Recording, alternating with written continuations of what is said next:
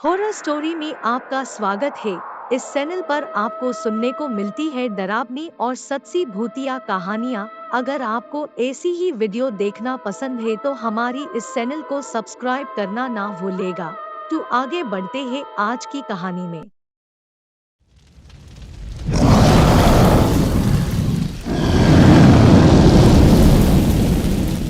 कसारी घाट, Mumbai Nashik highway. Highway मतलब वो चौड़ी और लंबी सड़क जो दो शहरों को लंबी दूरी तय कर एक दूसरे से जोड़ती है। हाईवेज पे दिन के वक्त तो फिर भी कुछ गाड़ियां चलती दिखती है, मगर रात होते ही लोगों का आना जाना लगभग रुक ही जाता है। इन हाईवेज पर कई सारी किस्से कहानियां होती है जो हमेशा के लिए वही रह जाती है। लेकिन जब भी कोई उन हाईवे से देर रात गुजरता है तो अक्सर उस कहानी से रूबरू होना पड़ता है। रात के लगभग 8 बजे है। हाईवे एकदम सुनसान है। इस सुनसान और खामोशी भरी अंधेरी रात में सड़क पर एक लड़की सफेद कपड़े में खड़ी है और हाथ दिखाकर लिफ्ट मांग रही है। वहां से गुजरने वाली एक भी गाड़ी नहीं रुक रही, बल्कि उस लड़की के पास से एकदम तेजी से गुजर रही है। शिट यार, ये गाड़ी भी अचानक पता नहीं कैसे बंद पड़ गई। इतनी रात में कैसे क्या करूं? कमबख्त नेटवर्क भी गायब है। सीट यार, प्रिया ने अपने आप से कहा। इतने में एक कार आखिर में वहां रुकी। प्रिया उस कार के ड्राइविंग सीट की तरफ आई और खिड़की पर झुकते हुए बोली, मेरी कार अचानक बिगड़ गई है, क्या आप लोग मुझे आगे तक लिफ्ट दे देंगे? उस कार में 2 सवारी बैठे थे, एक आदमी जो ड्राइव कर रहा था और एक औरत जो उसके बगल में बैठी थी। उन्होंने प्रिया को पीछे बैठ जाने के लिए कहा। रास्ते में प्रिया ने बात शुरू की, आप दोनों का बेहद शुक्रिया जो मुझे देखकर कार रोक लिया और मुझे लिफ्ट देने के लिए राजी हो गए। मैं पिछले 1 घंटे से वहाँ खड़ी मदद मांग रही थी, मगर कोई नहीं रुका। 1 से 2 कार गुजरी, मगर किसी ने भी मुझे लिफ्ट देने के लिए अपनी कार नहीं रोका। अच्छा हुआ आपने कार रोक दिया, वरना शायद आज रात किसी हाईवे में गुजरना पड़ता। दरअसल हाईवे में कोई किसी को लिफ्ट नहीं देता है, खासकर तब जब कोई सफेद पोशाक में हो। लोग भूत समझ लेते हैं, प्रिया ने हंसते हुए कहा। उसने एक सफेद रंग का टी-शर्ट और उस पर एक सफेद रंग का जैकेट पहन रखा था। हम देते हैं लिफ्ट। वैसे भी भूत केवल सफेद कपड़ों में ही रहते हैं, ये किसने कहा?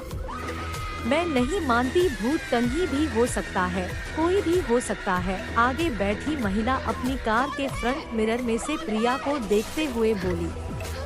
प्रिया की मुस्कान थोड़ी सी सिमट गई। मेरा मतलब है हम सब एक भूत है। वो महिला हंसते हुए बोली। प्रिया को थोड़ा ठीक लगा। ओ बाय द वे, मेरा नाम प्रिया है, मैं लाहौर की रहने वाली हूँ। प्रिया अच्छा नाम है।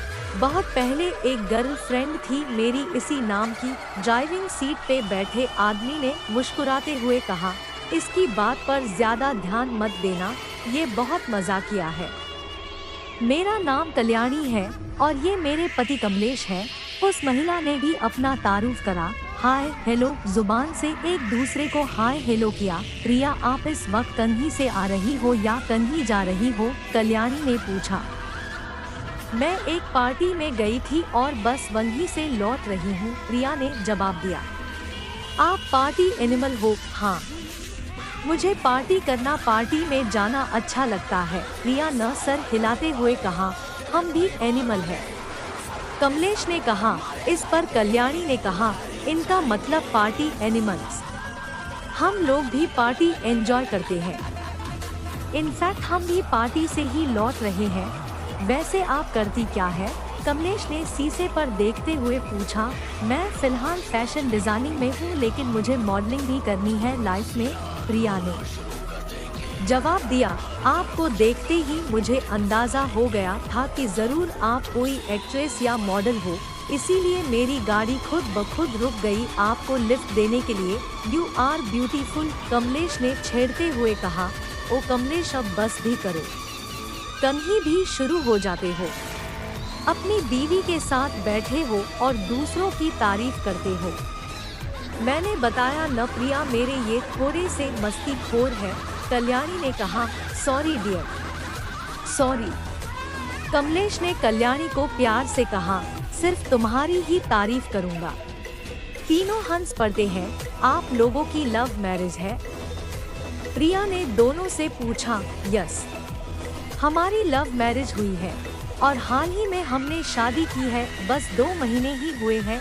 कल्याणी ने खुशी भरे एहसास के साथ कहा, बहुत खुशी की बात है। प्रिया ने कहा, हाँ, लेकिन खुशियों को ग्रहण लगते देर कहाँ लगती है, कब कहाँ कैसे क्या हो जाए कोई नहीं जानता। कल्याणी ने बहुत गंभीरता से कहा। कल्याणी की बात और आवाज में दर्द महसूस हो रहा था। अचानक प्रिया ने पूछा, और आप क्या करते हैं मिस्टर कमलेश? मैं एक छोटा सा बिजनेसमैन हूँ, लकड़ियों का एक कारखाना है, लकड़ी बेचता हूँ, पैसे कमाता हूँ, अपनी बीवी के हाथ का खाता हूँ, उसकी लिखी कहानियाँ सुनता हूँ और अपनी बीवी को प्यार भी करता हूँ। कमलेश हंसते हुए बोला। इस पर कल्याणी शर्मा गई। आप भी न हद आदमी है क्या? आप कहानियाँ लिखती है? क्या आप लेखिका है? प्रिया कल्याणी की तरफ झुकते हुए पूछी। कोई बहुत बड़ी लेखिका नहीं हूँ, बस थोड़ा बहुत जी करता है तो लिख लेती हूँ। कल्याणी ने मुस्कुराते हुए कहा, मुझे कहानियाँ सुनना पसंद है। प्रिया मुस्कुरा कर बोली, अच्छा, ये तो अच्छी बात है। कल्याणी ने कहा, आजकल क्या लिख रही हो आप? प्रिया ने पूछा। हॉरर, लाइक हॉटेड हाईवे, एक शॉर्ट कहानी लिख रही हूँ फिलहाल। कल्याणी बोली, ओ, आई लव हॉरर स्टोरीज, मुझे बहुत पसंद है। प्रिया ने आंखें बड़ी करते हुए कहा, अगर आपको ऐतराज न हो तो कहानी सुनाइए न, सफर में मजा आ जाएगा। प्रिया ने कहानी सुनने की मनसा जताते हुए कहा। सफर तो चल ही रहा है, हर सफर की अपनी कहानी होती है। एक सफर खत्म होता है तो दूसरा शुरू हो जाता है, एक कहानी खत्म होती है और दूसरी शुरू हो जाती है। ऊपर से हाईवे का सफर।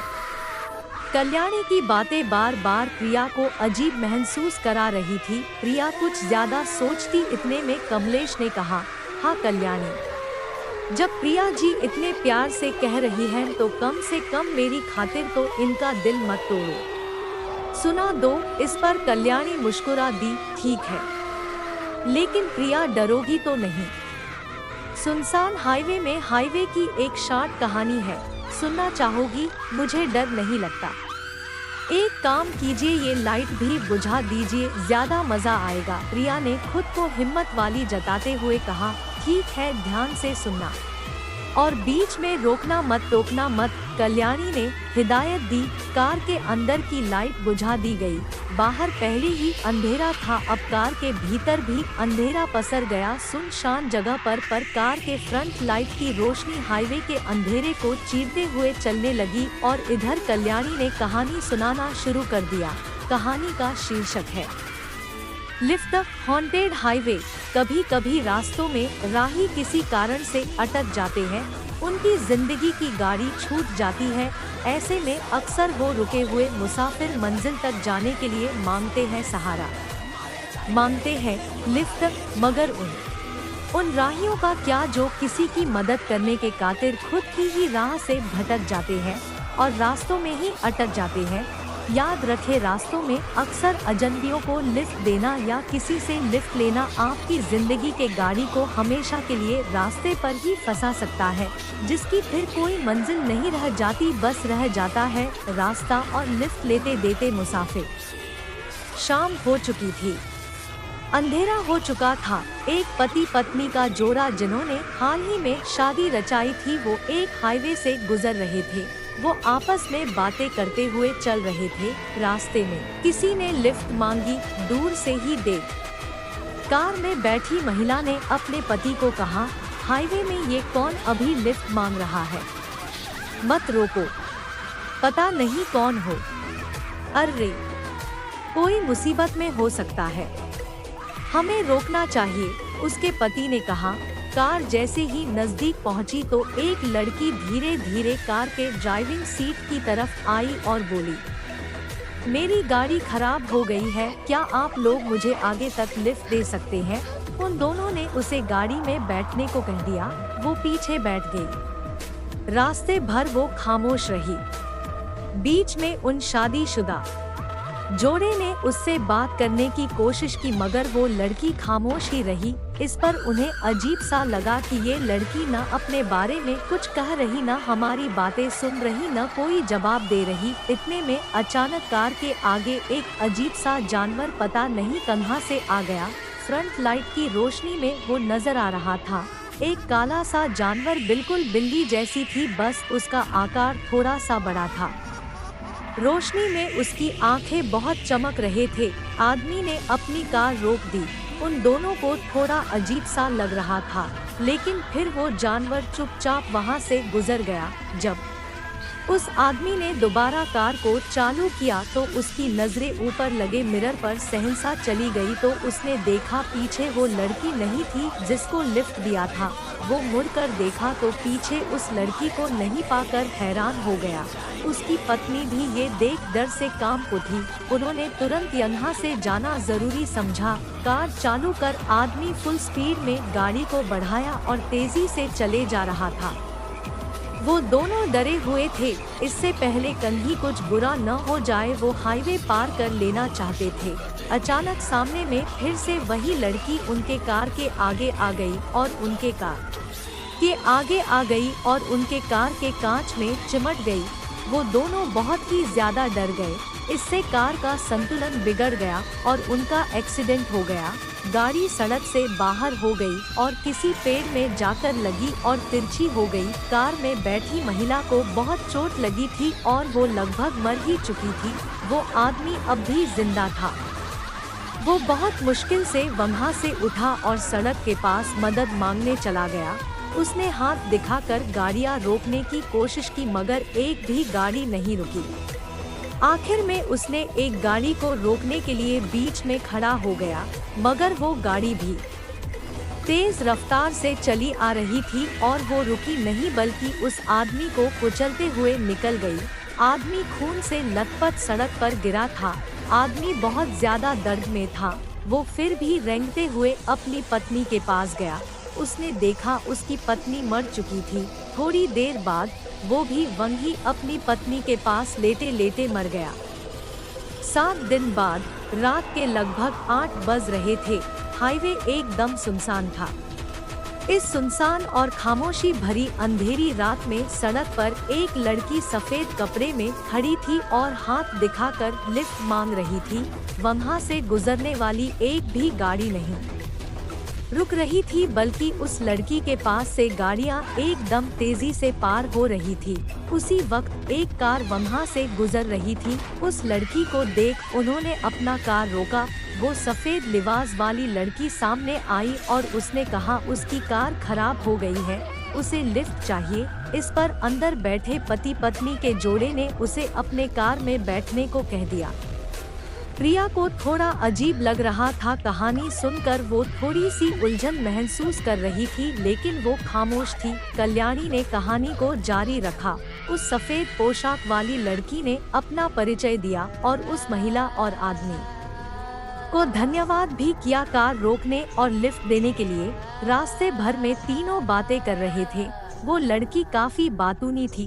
बात करते करते जब उसे पता लगता है कि वो महिला एक लेखिका है, तो वो उस महिला से एक कहानी सुनाने की गुजारिश करती है ताकि सफर का मजा आ जाए। वो महिला एक हाईवे में हुई एक घटना की कहानी सुनाती है। इतना सुनकर अब प्रिया को होश आता है। उसे ध्यान होता है ये तो हमारी ही कहानी सुना रही है। हाईवे, सफेद पोशाक वाली लड़की यानी मैं, एक पति पत्नी का जोड़ा और लिफ्ट, और फिर कहानी प्रिया ने। रास्ते भर में तीनों बातें कर रहे थे। वो लड़की काफी बातूनी थी। बात करते करते जब उसे पता लगता है कि वो महिला एक लेखिका है, तो वो उस महिला से एक कहानी सुनाने की गुजारिश करती है ताकि सफर का मजा आ जाए। वो महिला एक हाईवे में हुई एक घटना की कहानी सुनाती है। इतना सुनकर अब प्रिया को होश आता है। उसे ध्यान होता है ये तो हमारी ही कहानी सुना रही है। हाईवे, सफेद पोशाक वाली लड़की यानी मैं, एक पति पत्नी का जोड़ा और लिफ्ट, और फिर कहानी प्रिया ने को धन्यवाद भी किया कार रोकने और लिफ्ट देने के लिए। रास्ते भर में तीनों बातें कर रहे थे। वो लड़की काफी बातूनी थी। बात करते करते जब उसे पता लगता है कि वो महिला एक लेखिका है, तो वो उस महिला से एक कहानी सुनाने की गुजारिश करती है ताकि सफर का मजा आ जाए। वो महिला एक हाईवे में हुई एक घटना की कहानी सुनाती है। इतना सुनकर अब प्रिया को होश आता है। उसे ध्यान होता है ये तो हमारी ही कहानी सुना रही है। हाईवे, सफेद पोशाक वाली लड़की यानी मैं, एक पति पत्नी का जोड़ा और लिफ्ट, और फिर कहानी प्रिया ने मन ही मन खुद से कहा। उधर कल्याणी अब भी कहानी कह रही थी और उसके कहानी के लफ्ज अब प्रिया को डरा थे। कल्याणी ने आगे सुनाया। जब वो महिला कहानी बताने लगी तो एक वक्त के बाद पीछे बैठी लड़की को लगने लगा कि कहानी जैसे वो जानती है। वो बहुत अजीब महसूस करने लगी। उसे थोड़ा थोड़ा एहसास होने लगा कि कुछ गड़बड़ है। हो न हो ये कहानी उससे जुड़ी हुई है।